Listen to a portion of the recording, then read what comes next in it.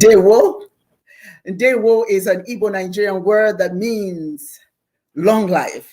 Well, actually means hello, but it has a deeper meaning. And that is long to all of you. And that is what I hope and pray for each and every one of you gathered here underneath the sound of my voice. Wherever you are, I hope all is going well with you. Welcome to Ntomoto. I'm your host, Dr. Onyioha Osimere. Ntomoto is Igbo Nigerian for wisdom, words of wisdom that I share with guests to let you know that you are loved and we care about you and we want to share something you can add to your repertoire. Today is a very special segment. Usually, Ntomoto is on Saturdays, but today we have a special segment because we are going to talk to organizers of a wonderful march. I have to call it wonderful because it's bringing people together. It's bringing Nigeria together to address some of the challenges that we are facing. But today in particular, we are going to be talking about the challenge, the religious acrimony that's going on in Nigeria right now. The marchers are hoping that they can bring attention out, bring the world's attention to this problem, and that is the killings of Christians and Muslims by religious terrorists and jihadists in Nigeria. What do the organizations want to achieve today? They're going to talk to us about it. The march is going to be held in Atlanta, Georgia on Friday, October the 8th, 2021. It's going to be at 1 p.m., but they're asking everyone to arrive at 10 a.m. because of traffic and parking and all that. So, and it's going to be at the Centennial Olympic Park, British Consulate, downtown Atlanta office. Joining me today to have this conversation is Dr. Ngozi Orabueze. Dr. Orabueze, welcome. Welcome. It is wonderful to have you here, and I applaud you for the hard work. I mean, it's not easy to organize a march, certainly. So congratulations for the hard work that you're doing. And I'm sure it's going to be a powerful march and it's going to bring a lot of people together. And also joining us today is Dibia Ochuaja Udee. How are you? I'm good. How you doing? Hello, doctor. Well, all right. All right. Good to have both of you. I'm sure the rest of them are going to join us, but we are going to get started. We're going to get started with the discussion because Dr. Orabueze, why don't you get started by introducing yourself?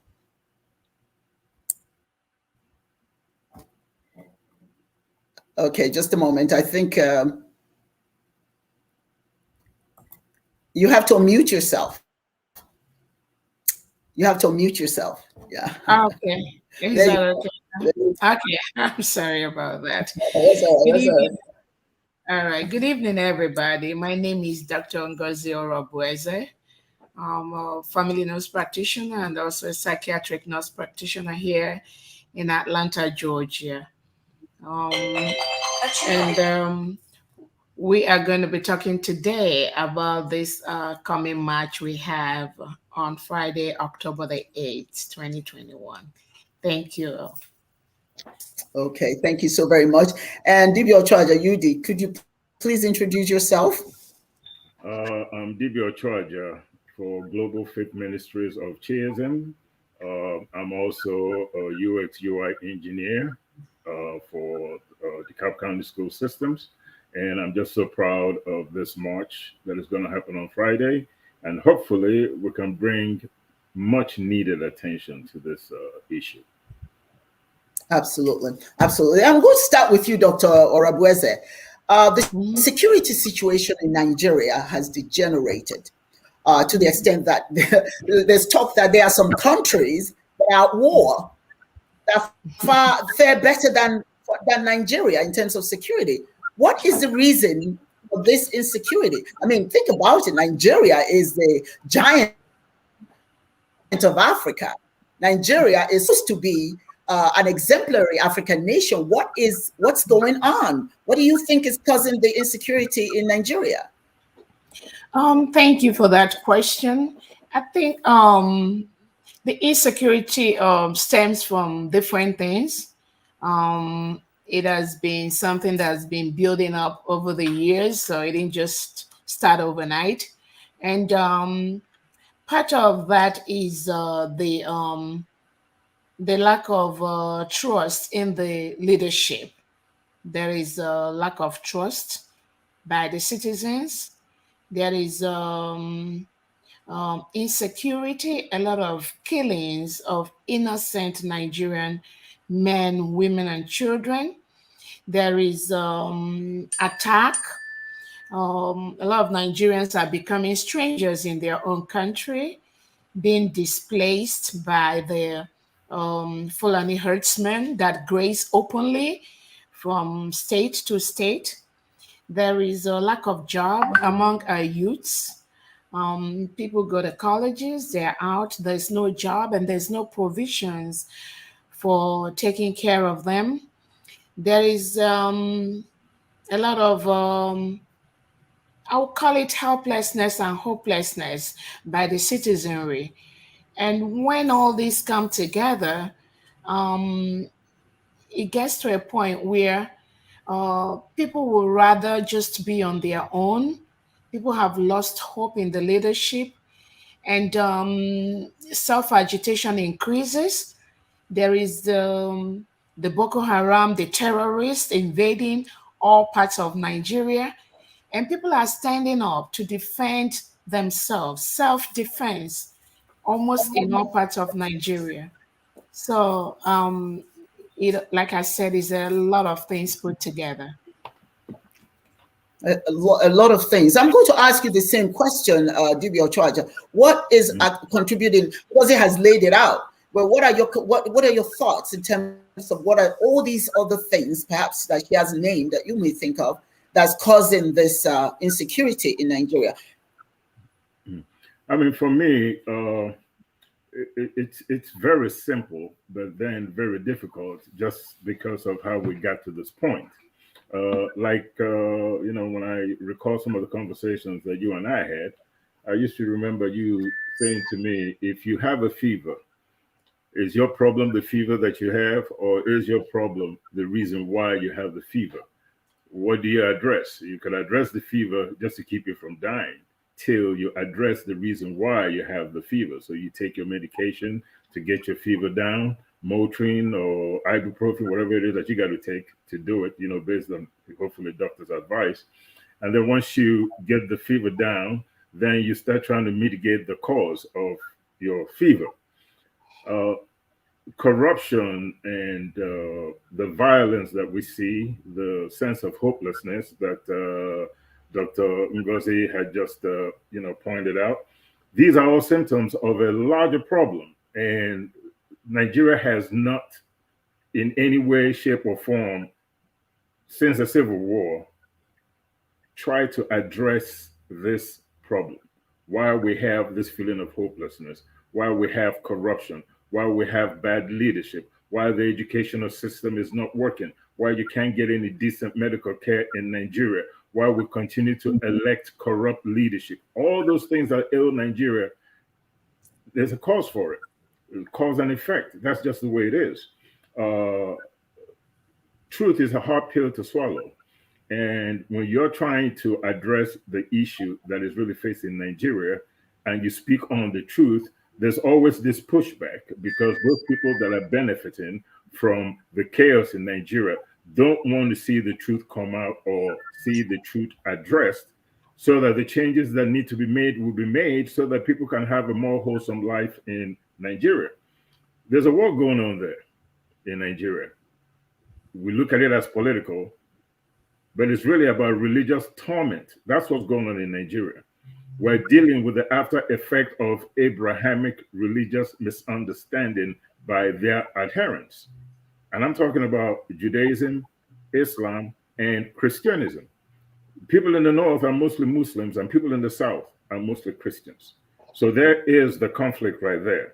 Two religions that are pretty much one and the same, that believe the same thing, adhere to the 10 Commandments.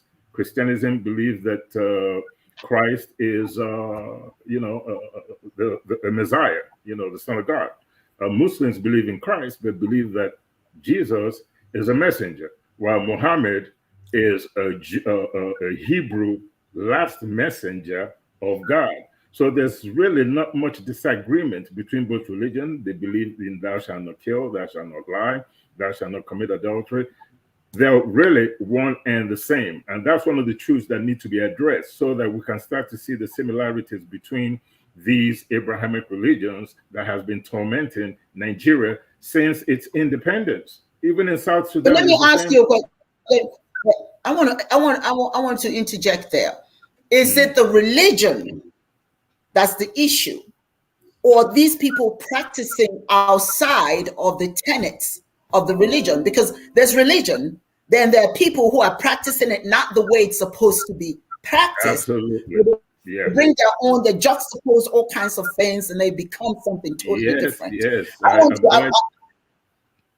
I want us, because we're going to go back in that, but I want us to come back to the issue of the march. And that issue, the point you're making is good, but that issue is the fact that you've got killings of Christians.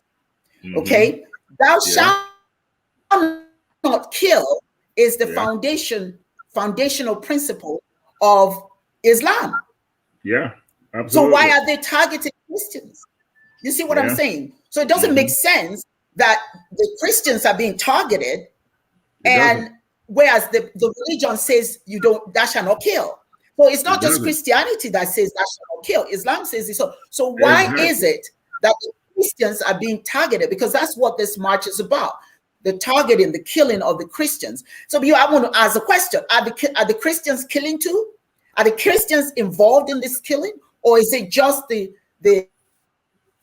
terrorists, or what they call them, Mujahideen, whatever, Boko Haram. The Boko Haram and all of that.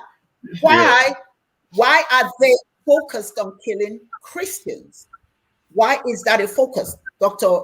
Orabueze? Why is that a focus? Thank you so much for that question. There, what I believe is the cause of this is the failed leadership we have caused so many problems in Nigeria. The failed leadership. Some quarters have it that Nigerian politicians, some of them that emanate from certain quarters of the country, believe in numbers. They believe the number is what is going to get them to power. They believe bringing people from all parts of Africa and authorizing them to vote during Nigeria elections will give them the power they desire. So, even though Nigeria is a secular state, where all Christians and Muslims are supposed to be respected equally, what we have right now in Nigeria is a situation where some of these people that have been brought into Nigeria by the so-called political class, after they've been used, let me use that word, after they've participated in elections to put some of these leaders into power, it becomes hard to now give them what they were promised before they were used for that election. So when it becomes difficult to reach the agreement or settle them the way they were promised before they participated in putting these guys into power, then it becomes a problem because they are looking for a place to settle. They are looking for something to eat. They are looking for means to an end. And when they don't get that, they resort to mostly violence. Violence in the sense that this violence takes them to attack innocent Nigerians in order to find a place to stay, in order to find a home where they can live. And in doing that, indigenous Nigerians become victims of this. So you found these terrorists that invaded Nigeria. You found these people that were brought in to participate in an election. You found all of them coming together to now become a chaos for the country, terrorize the indigenous of the country. So the Christians have been massacred most of the times. Muslims are killed too, but the majority of the killings are the Christians. And I believe the reason is because you have to look at who is killing who. And then you have to look at the agenda by the Nigerian leaders. Apart from allowing these people to help them into power through their vote because of the numbers, there's also the issue of trying to make Nigeria a place where it's going to be comfortable. Some leaders, even in the Nigerian leadership, has talked about Islamization of Nigeria, Fulanization of Nigeria. But you have to look at what is the country leadership doing to make sure that there is fairness in Nigeria, there's equity, there's justice. Every single Nigeria have a sense of belonging. Every single Nigeria feels that Nigeria is their home. What is the leadership doing? And in that area, you will discover that there's a lot of discrepancies and a lot of problems between what the leadership is supposed to be doing in a secular state, a secular country like Nigeria, and what they are actually doing. So you find the genocide of Christians mostly in Nigeria. The report is all over. It has been carried by world papers, world research bodies, and I can go ahead and give you the statistics. A lot of Christians have been murdered in Nigeria. In this quarter alone, the first quarter of 2021, the report had it that over 1,000 Christians have been murdered in Nigeria. So the leadership really knows what is going on, even though some of them are not coming out to say that. But it has come to the point where a lot of Nigerians also know what is going on.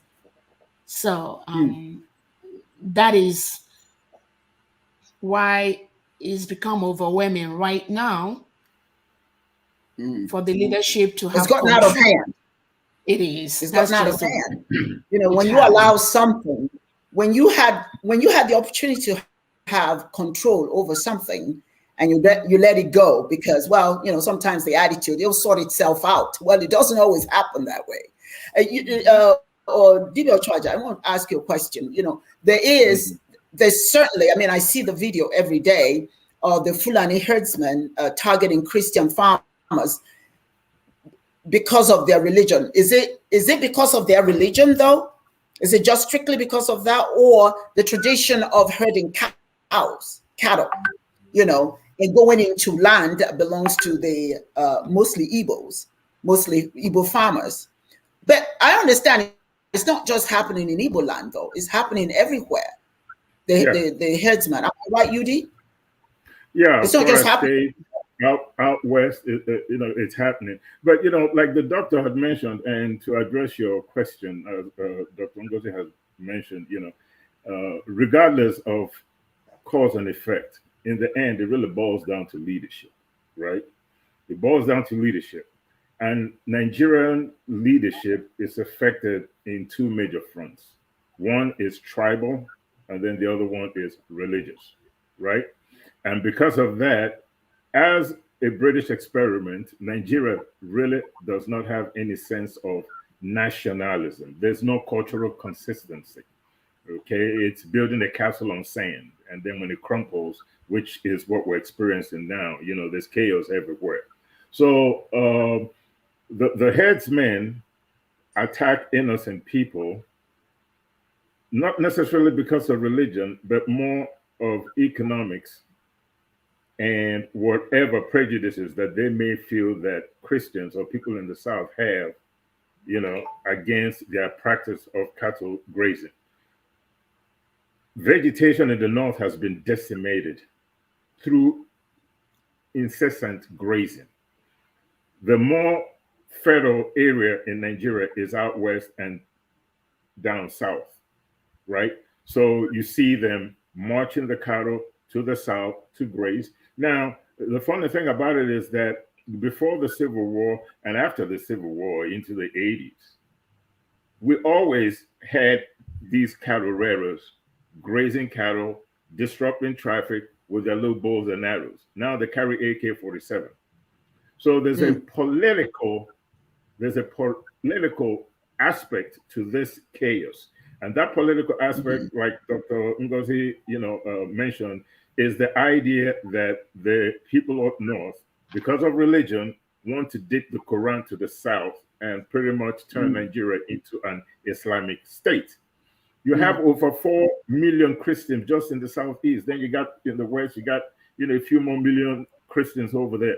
So as far as the elite that are running the country, that provide this ammunition and protect these terrorists, Boko Haram or whatever you want to call them, these Christians pose a threat to their ultimate ambition, which is to turn Nigeria into an Islamic state.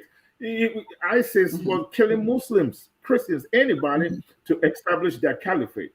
It is no different in Nigeria. And you have to also understand that this is something that when the British left Nigeria, the die was cast, right? Nigeria was formed without any sense of nationalism. And right off the bat, there was suspicion between the Muslim North and the Christian South. Zik ultimately became the Governor General, and then the President of Nigeria. Then you had the Prime Minister, from the North, who actually ran the country. But this suspicion started right after the British left. It was set up, Nigeria was set up the way it is now. We are just now, feeling the effects of the initial construct of the country. There's no sense of nationalism. In America, it is about, I'm American before I'm from Texas, before I'm from Georgia. In Nigeria, there's no sense of I'm Nigerian first before I'm Igbo, before I'm Hausa, before I'm Yoruba.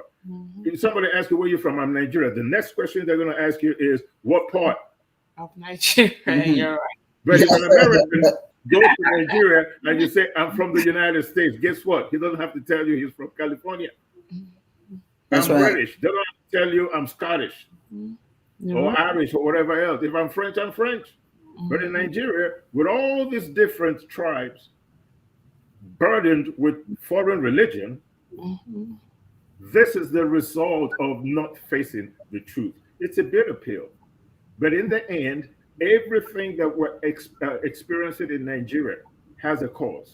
And that cause has to be addressed. And that is the jettisoning of our culture, lack of cultural consistency, no sense of nationalism, beholden to theologies that don't do anything to unite us as a people. And that's just the key thing right there. Yeah, that's the key thing. You get it right there. Where there's no interest, and as a matter of fact, Ola Adebayo has said, I believe that the issue is bigger than religious intolerance. It is an ethnic agenda that uses religion as an excuse to conquer, just like you said. And both of you have said it. The objective is to create a Muslim state. You see, so it's not just about the religion. Okay, it's part of it, but it's not just about it. And here's another thing: if the Christians pose a threat to them, which is the Muslims, then they would only kill Christians and not non-Christians in the South and in the Middle Belt. Somebody want to expand on that? What he's saying there? Yeah. Again, you have cause and effect, and you have all these little bitty pieces that make up, an excuse, for the violence that you see in Nigeria. Or at least explains it. But in the end, there's an agenda by certain people. There's an agenda by certain people in power.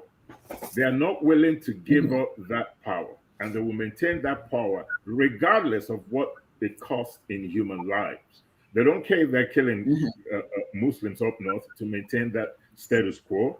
And of course, Christians are the easiest target for them because, as far as they're concerned, it's an obstacle to their ultimate agenda of creating an Islamic state. Their biggest agenda, obstacle, are not the traditional religionists. How many people in Africa, in Nigeria, in the South or Southwest are involved in actual cultural theology? Less than 1%. They're mostly Christians or Muslims, Christians in the South and Southwest. So it poses a threat to this tribal authority that runs Nigeria. They uses their religion because of the fact that most of the people in the North are Muslims who really don't, how do I say it, who actually practice Islam for what it is, right? The regular Hausa man up north going about his business and all that they've been living with people from the South for generations up north without any problem. If you go to right now, it's the agenda. It's the agenda. The problem is there's an agenda. There's an agenda by the elite that is running the country. It's evidence in the military, where you have most of the military officials are Northerners. It's evidence in the political system in Nigeria, where government appointments are mostly people from the North, right? So if you go to Arochukwu, there's an Islamic university or school over there run by an Igbo Muslim. And they've been there since the 60s.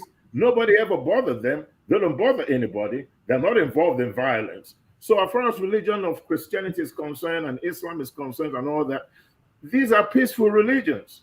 But unfortunately, human beings, for what it is that we are, use religious doctrines to pursue their political and economic agenda. Ambition. And that's right. just the truth of Nigeria. And because of it, the very essence of the religion is lost, which is don't preach exclusive truth, my way or the highway. In Judaism, there's exclusive truth in it. What is the exclusive truth in Judaism? The exclusive truth being preached in Judaism is that the Hebrews claim that they're the children of God.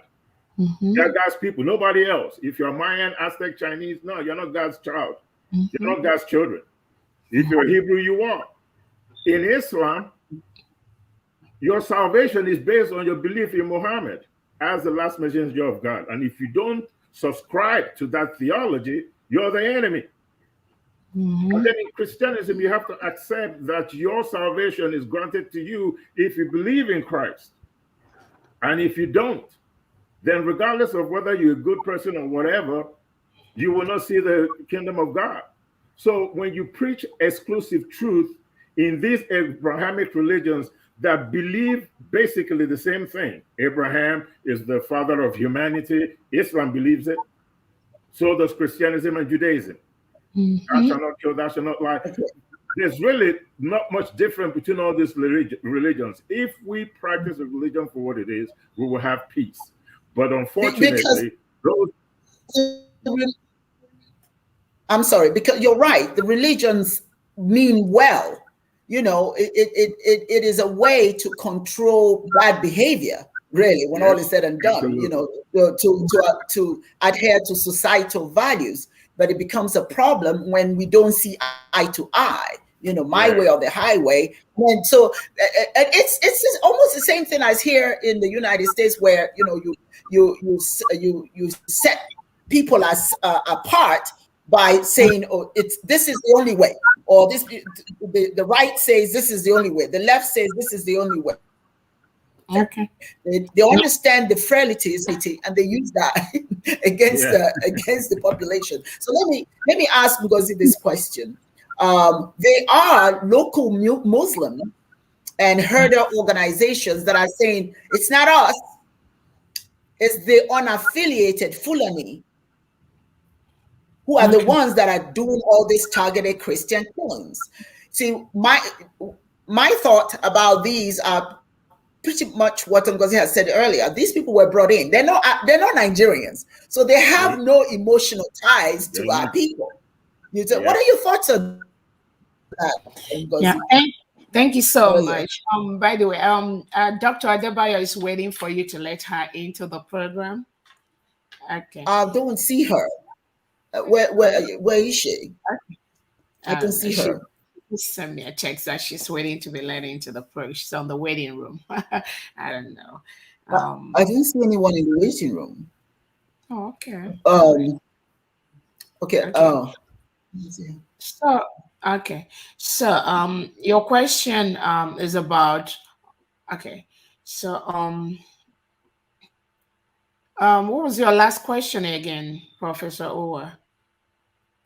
I was talking about the fact that there are some Fulani, local Fulani Muslims. They're saying it's not them. Okay. So, one thing I have to say is this.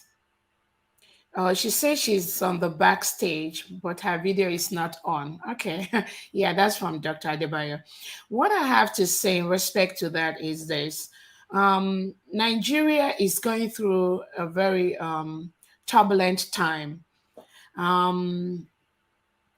Both those inside Nigeria and those outside Nigeria, we're all feeling the pain of what is going on inside our country today.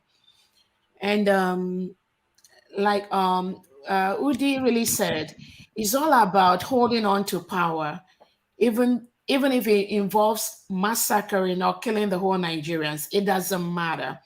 As long as those who holds that power retains that power, that is the bottom line.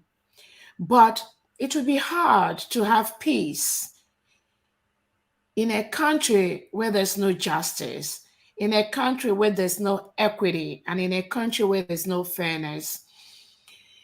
Nigerians live peacefully in the past, the Muslims, the Christians, but one thing I say to my Muslim brothers and sisters is this: they are killing them here and there, but we all have to come together as Nigerian indigenous citizens and confront this monster.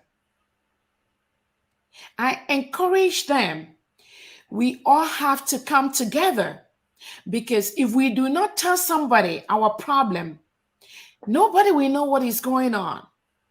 It was okay to say, I don't want to say it, because if I say it, they will come and attack me. I don't want to say it because I know how these people are. I don't want to be out because I know them. But how can people know? How can the world know what is happening? The things you're going through, the oppression, the suppression, the killings that are going on right in your community. How can the world know? If you don't come out and start screaming about it and start telling the world, they are killing us.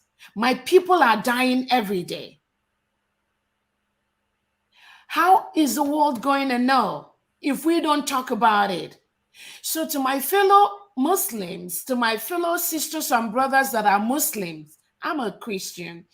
To my fellow brothers and sisters who are indigenous Nigerians, who are Christians, or who are Muslims, I encourage them to let the world know. Let them start screaming. Let the world know what is going on. Let the world know that these terrorists are also killing the Muslims in Nigeria. Because if it's just the Christians that are shouting and screaming and crying, it looks as if they're just the ones that are being killed. But the little Christians, the few of them that come together, maybe to march against the genocide and the killings, they are not going to solve the whole problem in the country, Nigeria. So those Muslims that are being massacred too, their brothers and sisters, they have elites among them. They all need to come together and form themselves into a group and start letting the world know that, yes, they are killing the Christians more. They're also killing our fellow Muslims. That is the only way we all can come together and confront this tactic. This problem is not going to stop if some people that are being killed believe that, oh, only the Christians have to go and march. Only the Christians have to make noise about it. No, everybody have to come out together and let the world know they are killing my people, because he or she who wears the shoe knows where it pinches. So that is going to be a collective effort. Again, those people that have brought this mayhem to the country, they know themselves. And Nigerians know them. It's only a matter of time. But if they think that maybe by suppressing the people, by attacking the opposition, by cutting off telecommunications or media streams so that Nigerians cannot communicate, all those things are peripheral. I call them, what word do I use? They are not a lasting solution to what we are seeing. So Nigerians recently, just last 2 weeks, the United Arab Emirates, the UAE, named 6 Nigerian terrorist sponsors. And these are Nigerians sponsoring terrorism. The United Arab Emirates named them. And this is in Nigeria. So we expect the president of the country to openly come out and condemn these people and let Nigerians know he will use everything within his power to bring these people to justice. He has to create that enabling environment to make all Nigerians feel that he is fighting these people. So it is always going to be a collective effort. There are some unwritten words in Nigeria. Nigeria, I keep saying, is a secular state. But Nigeria is a member of OIC. Nigeria has been dragged into the mud by the leaders we have. And I'm very happy that a lot of Nigerians are standing up to these leaders. A lot of Nigerians are challenging them, letting them know that this country belongs to all of us. Those that believe that they have a monopoly of power are doing the country a lot of injustice. And their behavior, directly or indirectly, has created a lot of monsters all over Nigeria. Both in the east, in the west, in the north, in the south, in the middle belt. There are monsters everywhere. And the question is, who created these monsters? Who created them by their policies? So the time has gone when Nigerians are cowed, or Nigerians are terrorized, or Nigerians are killed, and they'll be on the crying end, on the receiving end. Because the monsters have been created all over Nigeria. They're taking advantage. There are people taking advantage of all this chaos and then trying to blame it on certain people, whereas it's really, it's not. I don't even think a lot of this is coordinated anymore. You know, the monsters, like you said, have been let out, so everybody's just, hey, you know, there's chaos, let me do my thing. You know, which is the cat is exactly. Yeah. The cat is out of the bag. Let me before you continue, Dr. Adebayo is on. I can't bring her in. It's saying that she's on only audio. Audio, yeah. Okay, yeah, because my my camera on my on my system is down, so I can't use it right now. Okay. So that's why, yes. My apologies for that. Okay. How are you this evening? Thank you for joining us. I'm good. Thank you for having me. Going to ask Cecil in. You're welcome. I want to ask you a question. What has been international? I don't see where there's a lot of international condemnation about what's going on. Dr. Adebayo, what do you say about that? Well, I believe for a long time we have been quiet, or we've been very quiet about what is going on here. We haven't really, a lot of us outside of the country, we've gone about our businesses as if, what's going on back home has nothing to do with us. So that's one reason. Number two, I believe that, because even the people back home, even when you attempt to speak up, the people back home will tell you, no, don't say anything. No, we're fine. We're going to adjust. So I think with that, combined with the fact that, we here, we too have things going on in our lives here. So combined with the fact that the people at home, are telling us, no, we don't want you to get in trouble. We don't want anything to happen to you. So all of those contributed to the fact that for a very long time, we haven't really, spoken up, or we have not really, addressed any of this. But it's been going on for a very long time. Let me tell you something, because I've been hearing about, religious, why they're killing Christians, and, it's actually it's an agenda that they have had for a very long time. You see, when somebody tells you who they are, right, believe them. In 1960, back in the 60s, just before independence, or just before we received the independence, Sir Ahmadu Bello, the Sardauna of Sokoto, who was the premier of the northern region, he said in an interview, he said that the new nation, which is Nigeria, that in the new nation they will use the northern minorities as willing tools to suppress and to subjugate southern Nigeria, that they should not and will not allow Southerners to rule themselves. It's a bigger agenda than religion. They're just using the religion as a tool. So so that is what their the current their current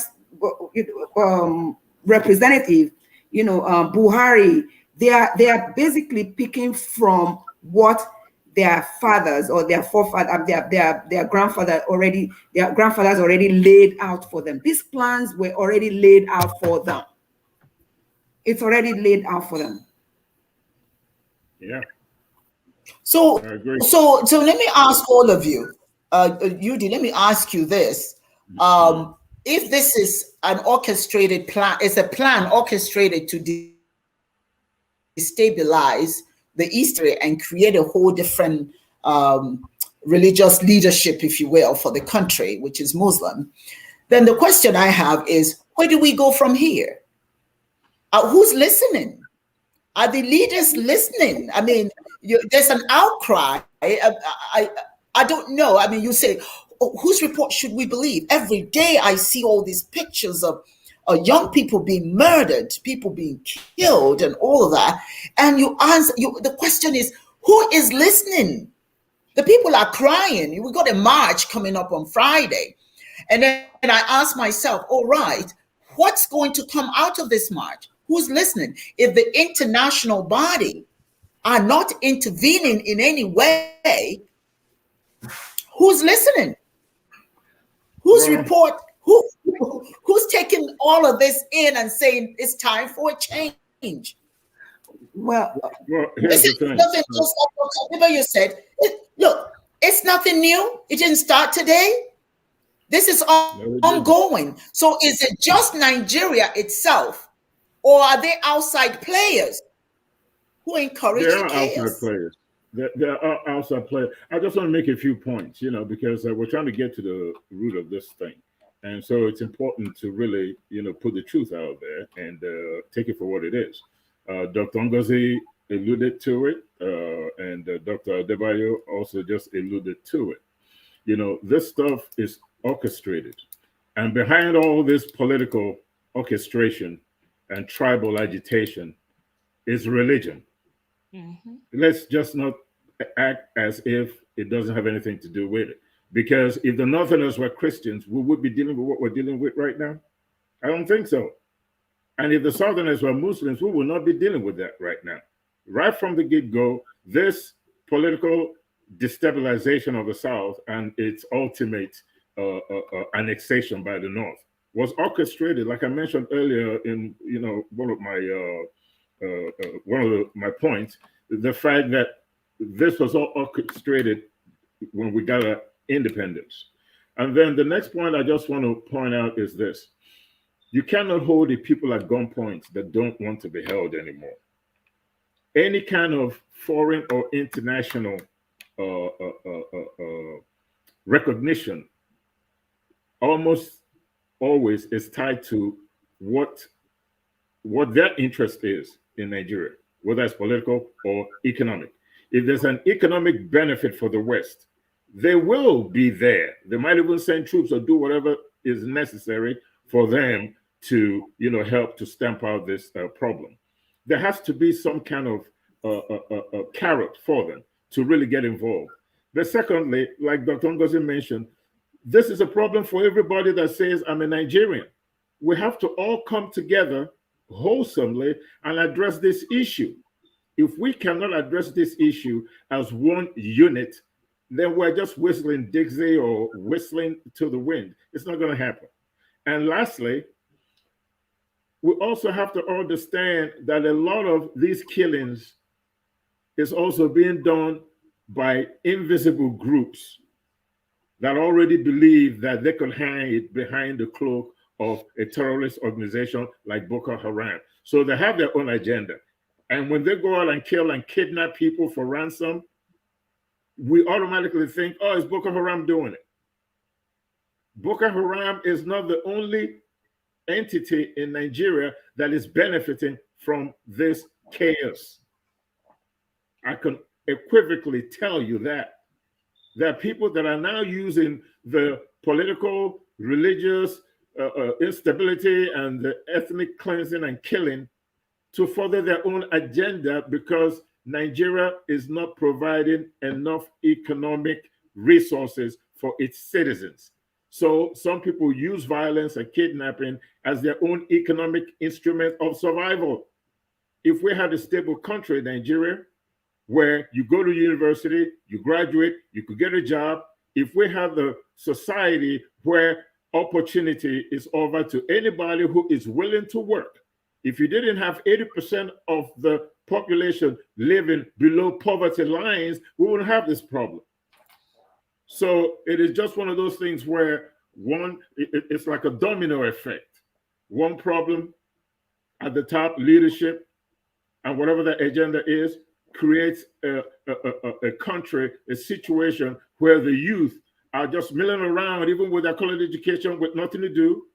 The most you can now hope for is to be a houseboy, go to the motor park, get on the bus and try to get people into a bus and drop them off somewhere.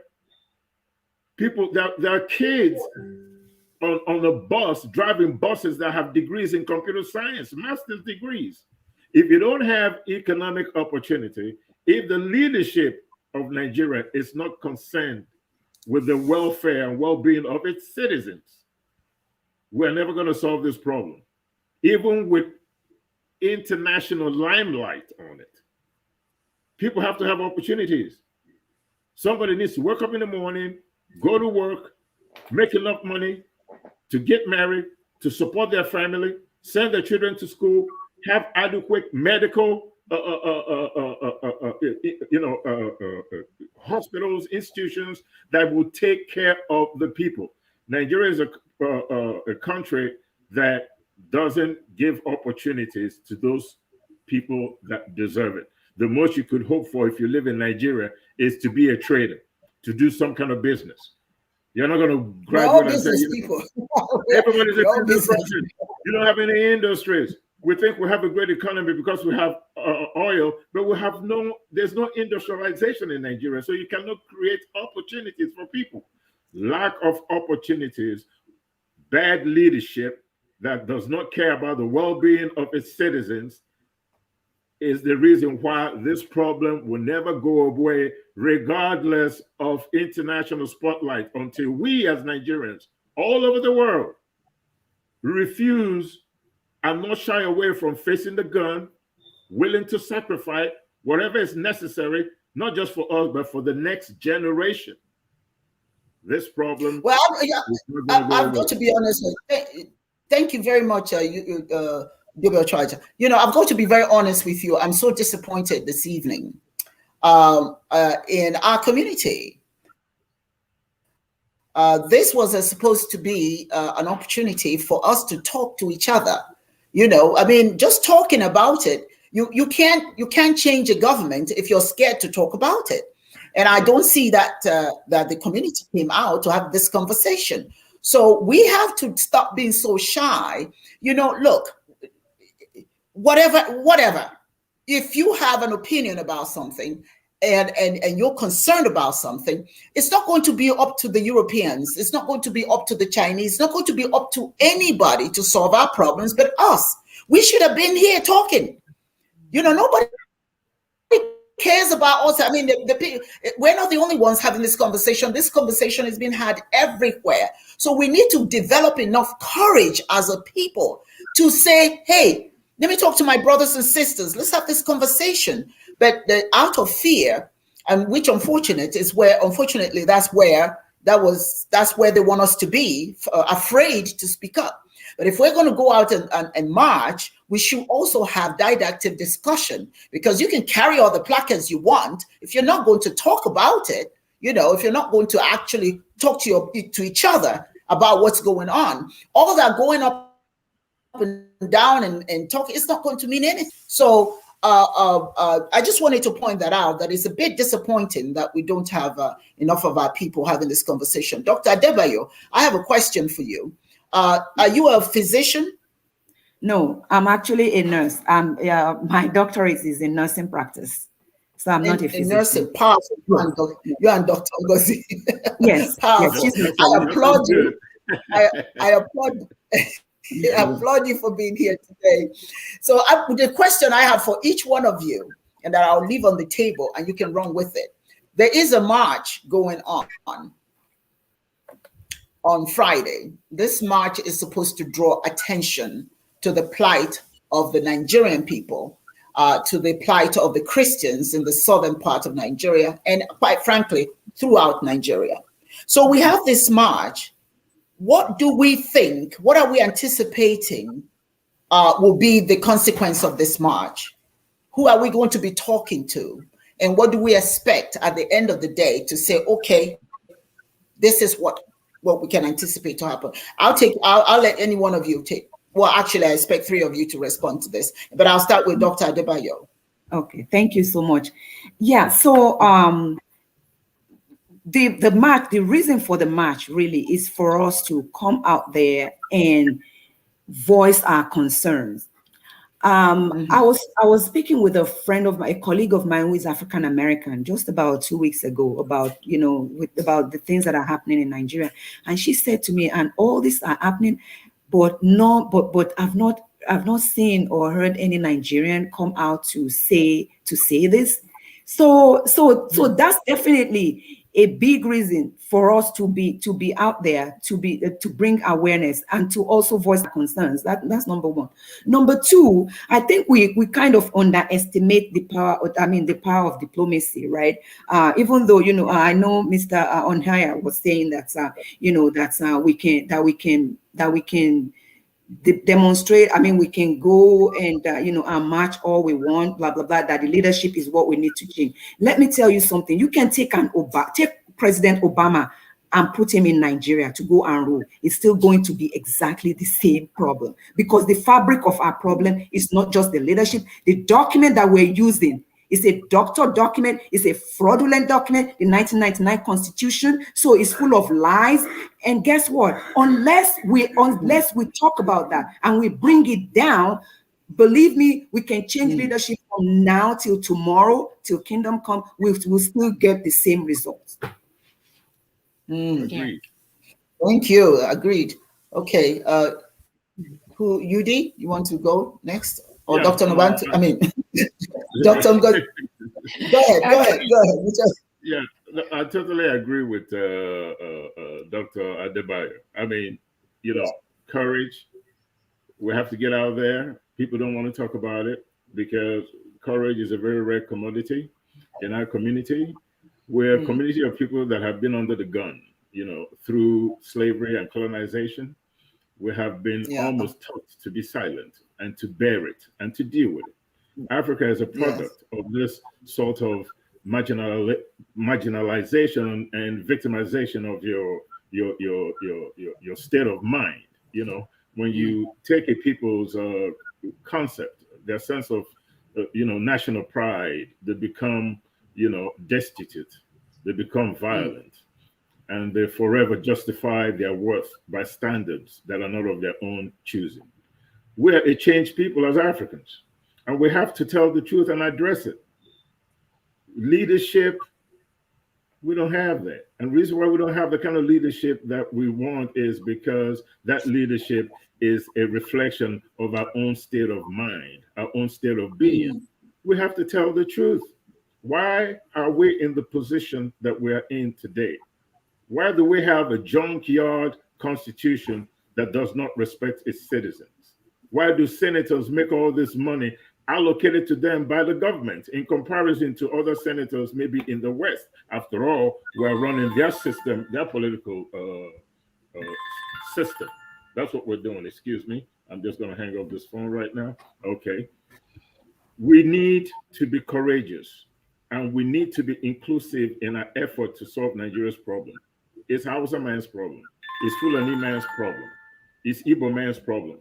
Calabar, Rivers. No matter what part of Nigeria you come from, we are all going to be affected by this same thing. So we have to come together as one to address and empathize with each Nigerian tribe, with each people that are experiencing this violence. We simply have to come together. I think it was somebody was trying to reach me. We have to come together. We have to acknowledge the suffrage of the people in the North that are experiencing the same violence. We have to acknowledge the fact that Christians are being killed. We have to acknowledge the fact that we are all affected by this violence. If we come together, if we have enough courage to address it and tell the truth about it,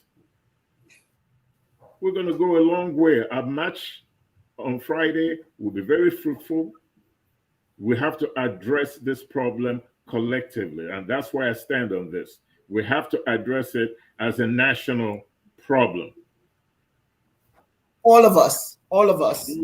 We just have to. Dr. Thank you, Dr. Ngozi. Right. Yeah, thank you so much, everybody. We've all spoken well. Let me quickly quote John Lewis said, "There will never be peace where justice is denied." Yeah. It does not matter how long it takes.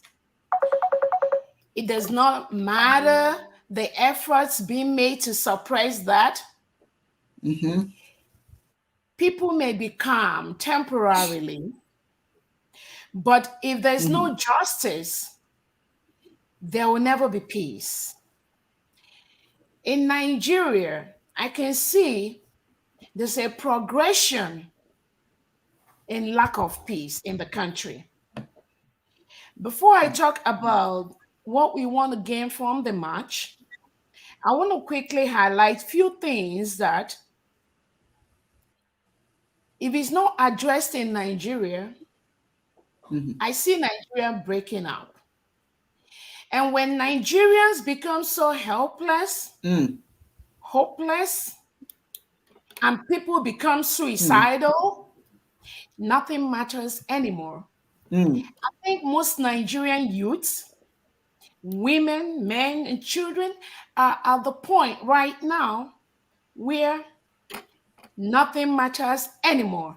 And at that point, it's very, very dangerous for the existence of any country or even a family. So, self-agitation, which is going on in almost all parts of Nigeria right now. In the West, there's the Oduduwa.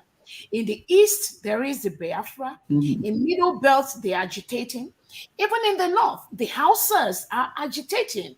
Yeah. You do not want to be associated with the Fulanese.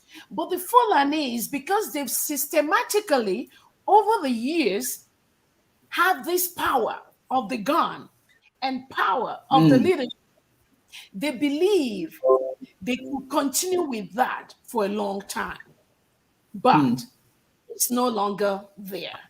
I think that power of the gun, where when innocent people march, the Nigerian government will send military and police to shoot people, not with rubber bullets, as is being done in other countries, but with live bullets.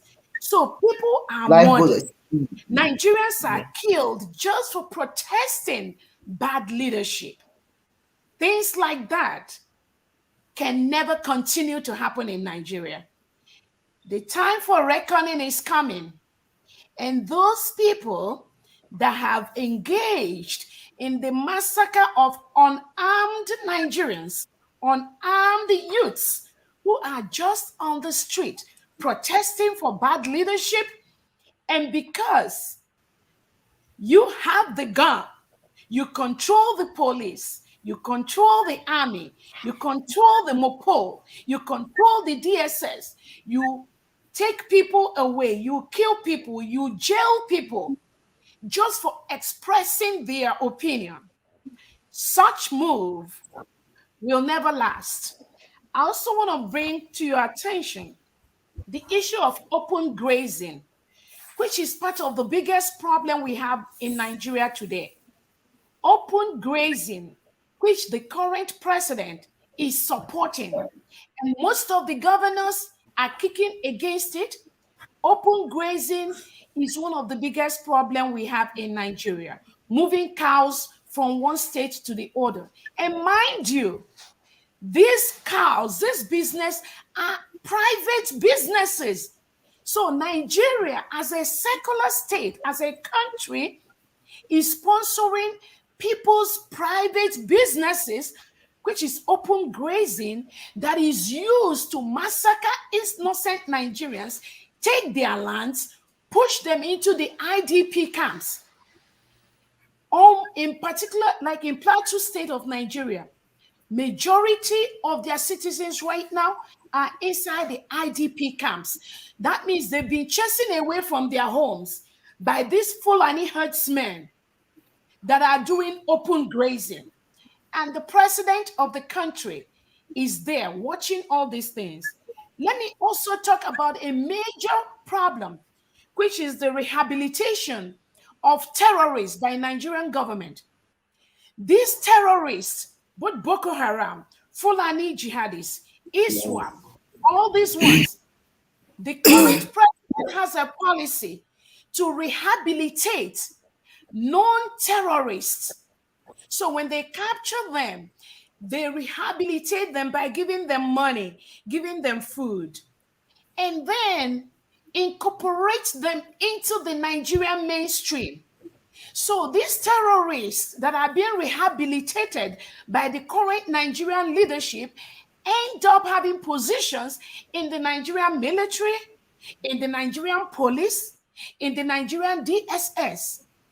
The guns that Nigeria gets from outside the country, these guns end up in the hands of these terrorists that are, in bracket, rehabilitated. And the cycle continues. Yep. When you rehabilitate terrorists in a country, you give them the power to fulfill and carry out your agenda. So those people, the innocent indigenous Nigerians who said there's no equity, there's no justice, there's no freedom of speech, they end up being massacred by these rehabilitated terrorists that have guns, AK-47, inside. One of our Nigerian representative, and I quote, let me give you the exact quote. What he says is, this is from Gudaji Kazare. He is a member of the ruling party in Nigeria, APC. In an interview with a local television news channel, categorically stated that maybe there is Boko Haram inside Nigerian army and Air Force. This is from a House of Representative member that belongs to the ruling party of the current president. He quotes on national television there is Boko Haram inside Nigerian Army and Air Force. And you have to ask yourself a question. When Nigerian military, who are Christians, are attacked, who is attacking them? Let me also talk about the Miyetti Allah.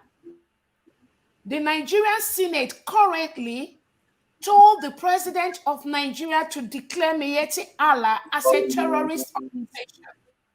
The Miyetti Allah, the current president of Nigeria, is the patron of Miyetti Allah, and he has refused to declare Miyetti Allah as a terrorist organization. The world leaders should encourage the Nigerian president to openly declare Miyetti Allah as a terrorist organization. So these are some of the things whereby you see some people are handled. There is different rules for different parts of the country. And the agitation for Nigerians who believe they are no longer treated as being part of the country, they want to agitate. Self-agitation is not a crime. But I keep telling people, you can only give what you have. You cannot give what you don't know. When you have leaders that do not understand that self-agitation is not a crime, they believe that when people self-agitate, just as people in the southeastern part of Nigeria are doing, just like Nnamdi Kanu, he is being held today in Nigerian DSS is doing, just like the indigenous people of Biafra, who has lost hope in the leadership, who have become helpless and hopeless. And they say they do no longer want to belong to Nigeria because they don't have any feel that they are Nigerians. The next thing that the Nigerian president does is to declare them as a terrorist organization, because he knows the implication of declaring a particular group terrorist organization. But all these terrorist organizations that have been killing Nigerians, taking their farms, doing open grazing, the president has not declared them as terrorist group. So there are different rules for different citizens of Nigeria.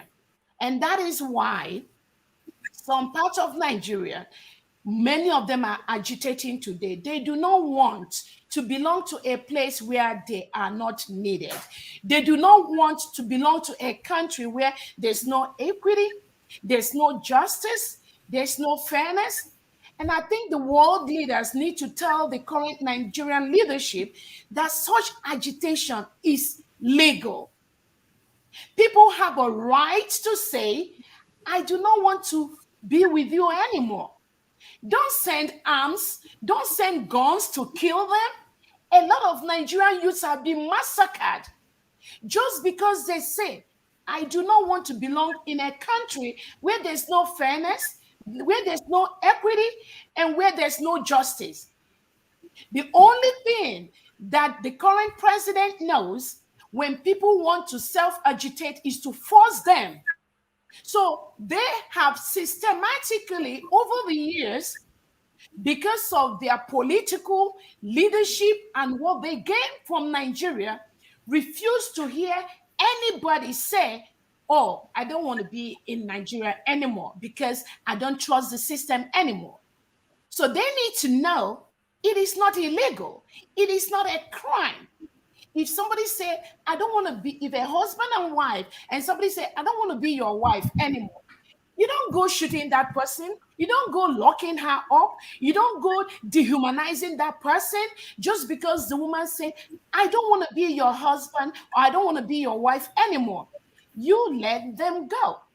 If you do not want to let them go, then you address those issues which they keep pointing out that makes them to be depressed, to be helpless, to be hopeless. Recently in Nigeria, they wanted to pass electronic collation of voters' voting results.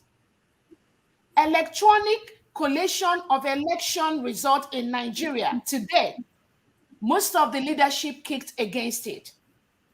So people vote, and their vote is upturned, and somebody is imposed on them. How can you have a fair country when things like that continue to happen? You can only kill so many. You cannot kill the whole Nigerians. The agitation will continue unless the current president address the problem of Nigeria. Nigerians do not even trust them any longer to address those issues. That is why majority of Nigerians are calling for independent referendum. Independent referendum that will not be controlled by the current Nigerian leadership. So people can say, I want to be, or I do not want to be. People have the power and the right to do things like that. So for the march coming up on October the 8th, which is this Friday, the march was organized by concerned Nigerians in Georgia and United States of America to bring to international world, to bring to the notice of the world of the killings and the insecurity going on in Nigeria. To let the world know how people are being dehumanized just because they want out of the system. To show the world how Nigerian Christians are being killed just because they said, I don't want open grazing in my farm. And they are killed. They are butchered. Pregnant women are killed. Their necks are chopped off. Their wombs are opened. Their innocent child is brought up and killed. It is going on in Nigeria every single day. If the international community does not address this, when the chaos breaks out, it's already breaking out. A chaos in Nigeria is a chaos to the whole world. A population of over 200 million. It is a big number to handle. So for the march coming up on Friday, it's going to be in downtown Atlanta. We're going to start from the walkway at Centennial Olympic near CNN. And we're going to walk to the Liberty Plaza, where we're going to have a couple of speakers talk to us. And after that, we're going to march back through CNN back to where we started. The march is going to start from 1 p.m. and we're going to end about 3 p.m. The march is going to be fully secured. We encourage all Nigerians to come out during this march. And part of what we want in the march is to let the international world know, including United States and Britain, when they sell arms and ammunition to Nigeria, it ends up in the hand of terrorists. Because the terrorists in Nigeria are rehabilitated and put back into the Nigerian system. So all the guns and ammunitions, most of them end up in the hand of the terrorists. The second thing, so we want them to be very, very mindful of that and reduce or stop the sale of arms to Nigeria, because those arms end up in the hand of terrorists. Yeah. The second thing we also want the current president to dialogue with Nigerians that are agitating. He has to dialogue with Nigerians that are agitating, because Nigeria does not belong to him. He will soon be out of power and somebody else will come into power. And maybe that person will be able to dialogue with Nigerians. And we do not want Nigeria to break up under this current administration. That is the more reason why he has to dialogue with all these agitators. Another thing we are asking for, we want the Nigerian government to ban open grazing in Nigeria. And we want all the Nigerian state governors to follow the trend of some of the governors that have already signed that, like Lagos State, Enugu State, a couple of states. We want them to sign laws that ban open grazing, because open grazing leads to loss of lives of our women, of our children, by these Fulani Herdsmen who goes around with AK-47. Another thing we are asking the Nigerian president to declare Miyetti Allah as a terrorist group. And then we have to also demand that the current president release all the political prisoners that he's holding, including Nnamdi Kanu, the leader of IPOB, Sunday Igboho, the leader of Oduduwa, and a lot of students, a lot of innocent youths that are languishing in Nigerian jails, DSS. We want him to release them. These youths are not asking for anything but asking you to dialogue with them, listen to them, and be part of the solution. So he should release them. And lastly, we also want the president to adhere to fair judicial process in the matters of those who are wrongly detained, and then to allow Nigerians to air their opinions. So basically, this is an ongoing process, and we're going to start it this Friday, and we encourage all Nigerians to join us, and we're going to continue to agitate. We're going to continue to press for the progress and peaceful existence of Nigeria. The 1999 Constitution has already been said by Dr. Adebayo and by Udee. You cannot have any solid engagement in a wobbly or shabby constitution. That constitution needs to be revisited, needs to be changed to represent what is called Nigeria. So this is part of what the march is all about. Thank you. Cool. Absolutely powerful. I think very, you touched upon everything very, very clearly. I think very honestly that this should be the beginning of Nigerians coming together and bringing to light some of the challenges that we're experiencing. Not as Dr. Adebayo said, for the longest, we haven't said anything. There's nothing wrong with speaking up. There's nothing wrong with it. I mean, I know what the consequences are that we're experiencing right now. But if the Nigerians understand that part of the problem is us not speaking up, part of the problem is us accepting the status quo. But it cannot continue anymore. For the future of our children, even the government understand. I'm sure they do. It's you have to understand. It's not all members of the government think alike. There are some. I listen to the Senate. The Nigerian Senate. Sometimes I go in there and I listen, and there are some of them that are very emphatically demanding that something is done about what's going on. So it's not all our leaders the challenges, but it's important that we let our leaders know that we are not happy, that we don't want this to continue. It cannot continue. You cannot grow a country as powerful as Nigeria, by allowing the chaos to continue every single day. You're seeing all these killings and all this, and then you have to ask yourself, where are the leaders? Where are the leaders? But it's gotten to the point now that some of the leaders, some are being targeted. So we don't know, we don't know who's leading now and who's not leading, who's the enemy and who's the friend. We don't know. But the only way that we're going to change anything is to have the courage to come out and speak on it. And I think that the purpose of the march, as Dr. Ngozi has stated, is well said. It is to bring attention. The world should care. The world should care. What's going on, what affects Nigeria affects everyone. It's just like us here in America. When something is going wrong here, when Americans are marching, we go out there and we march with them. When we see things are going wrong here, we say something about it. Heck, we were putting a France on our avatars on Facebook. So you see, it is imperative now that we talk about ourselves, speak out loud and clearly about our dissatisfaction, and also expect America, the world, to be a part of this. The world has to care. They need to come out and march. If you have not prepared yourself to be a part of this march, you should. You should. There are three kinds of people in this world: those who make things happen, those who watch things happen, and those who say, what the heck happened? Which one are you going to be? Take your pick. Be one of those who make things happen.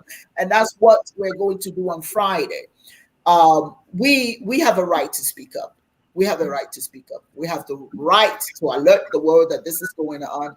And I think, quite frankly, if we have the courage to say, okay, listen to us, I think we will stir up enough water that people will start paying attention, because we're not allowing it anymore. We're not letting it go. Ladies and gentlemen, I want to thank you so much. Dr. Yes, Uwa, I'm sorry. May I just add something real quick? And it's just one point. Very well said, Dr. Ngozi and Dr. Uwa, that we need to start speaking up now. But one other thing that we should know, the power of speaking up, is that it enables us to hold our leaders accountable, because they have been used to us not holding them accountable.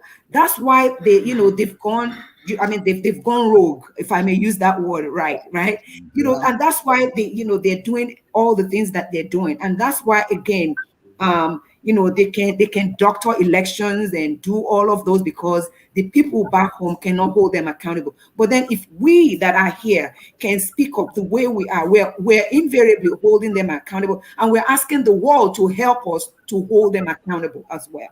Thank you. Absolutely. And one more thing, Professor Uwa, one more thing. There's so many people that really wanted to join this program. So I don't really know what is happening. I've been getting so many texts and so many comments. So probably, trust me, a lot of Nigerians are watching. And in this Atlanta, we just have to probably, for the next one, send out enough information. All the speakers, actually, for this show, they're all online. They've been texting me. One is asking for passcode. Dr. Ahanotu has been calling. Dr. Chuba has been calling me. Dr. Onyama I sent all of them. I sent all of them.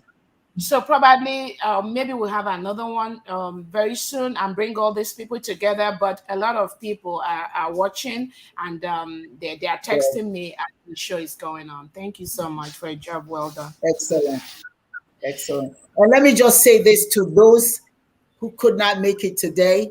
I know where your heart is. I know even the fact that you possibly initiated wanting to be a part of it. I understand that things happen, and for whatever reason, you're not here today. But at least we know that you are part of this fight. We know that you're going to be out there at this march, and you're going to participate, and you're going to talk to people, and we're going to encourage as many people. I'm saying from now till Friday, I want everybody. We talked about it the other day, didn't we? Take your phone, make it, do a short video and say, go out there and join the conversation. The march is part of the conversation. So everybody, please do all that you can to support this march, because if we can't support it, if we're not out there to speak up, what are we all? That's what we're about. All right. Thank you so very much for joining the show. And yes, Ngozi, let's do it again. And I'm looking forward to another opportunity to bring us together. Thank you, Dibia Ochuaja Udee, for your wonderful contribution. Dr. Adebayo, thank you so much. Thank you. And on that note, we are going to end the show this evening. Thank you. You all have a wonderful evening. We'll see you on Friday. Thank you so much. All right. Thank you. Good night. Thank you so much. Good night. Good night. Good night.